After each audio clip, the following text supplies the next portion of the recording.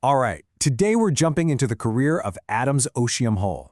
If you follow Nigerian politics, you know this name.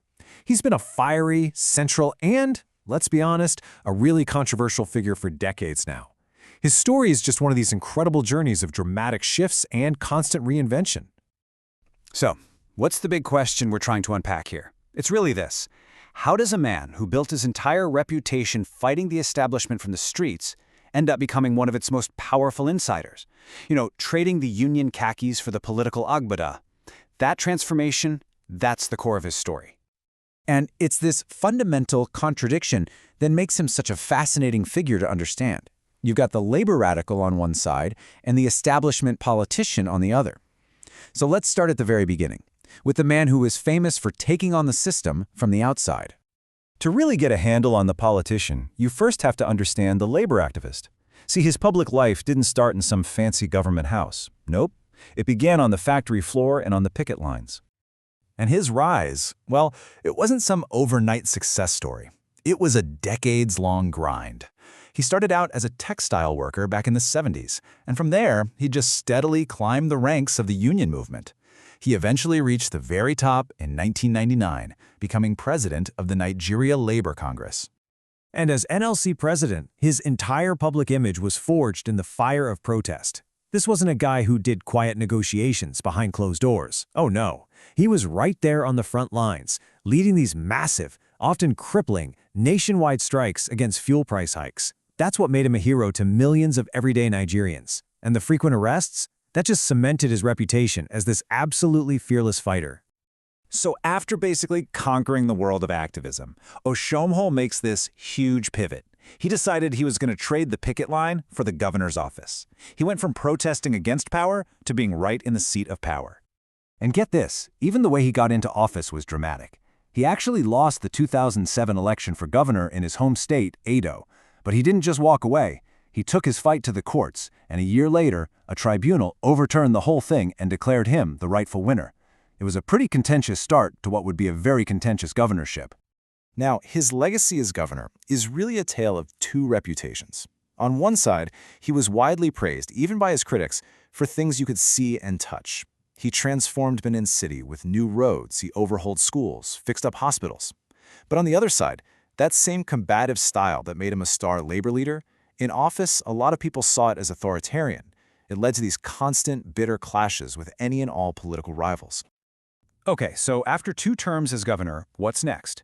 Well, Oshiomhole set his sights on an even bigger prize. He wanted control of the national party machinery. This next chapter is where we see him reach the absolute peak of his influence, right before a spectacular fall from grace. And in June 2018, he got what he wanted. He became the national chairman of Nigeria's ruling party, the APC. At that moment, you could argue he was one of the most powerful politicians in the entire country. But his time at the top was incredibly short, and wow, was it turbulent. That confrontational leadership style that worked so well rallying unions against the government, it turned out to be pretty disastrous for managing the delicate alliances within a ruling party. It just led to one internal crisis after another, most famously that very bitter, very public feud with his own handpicked successor in Edo State, Governor Godwin Obaseki. His downfall wasn't some single event. It was more like a slow-motion collapse, step by step. First, the conflicts with powerful governors just kept getting worse, creating enemies left and right. Then came a really stunning move. His own local party ward in Edo suspended him.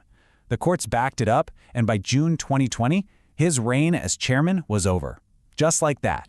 Now, for a lot of politicians, and ousting that public would be the end of the road. You'd think they'd just disappear. But not Oshiomhole. His next act was a full-on political comeback, reestablishing himself as a key power player, this time in the national legislature. And this number right here, it says it all. In the 2023 senatorial election, Adams Oshiomhole pulled in over 107,000 votes. It's just a crystal clear sign that, despite all the high-profile drama and political fights, he still has this incredibly strong, loyal base of grassroots support back home. And today, he's definitely not just a quiet backbencher.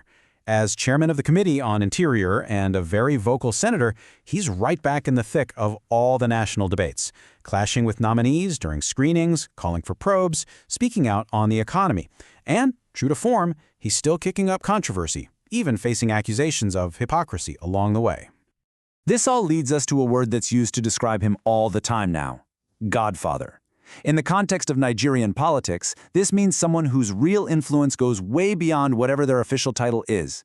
These are the power brokers who can make or break careers, shape elections, and it's a role Oshiomhole is clearly still playing, both in Edo and on the national stage. So, where does that leave us? We're left with this final question. After this long journey, from labor activist to governor to party chairman and now senator and political godfather, what is his ultimate legacy going to be? Is he the people's champion who fought for the common person? Or is he the authoritarian politician who mastered the game of power? You know, maybe the most accurate answer is that he is, and always has been, both.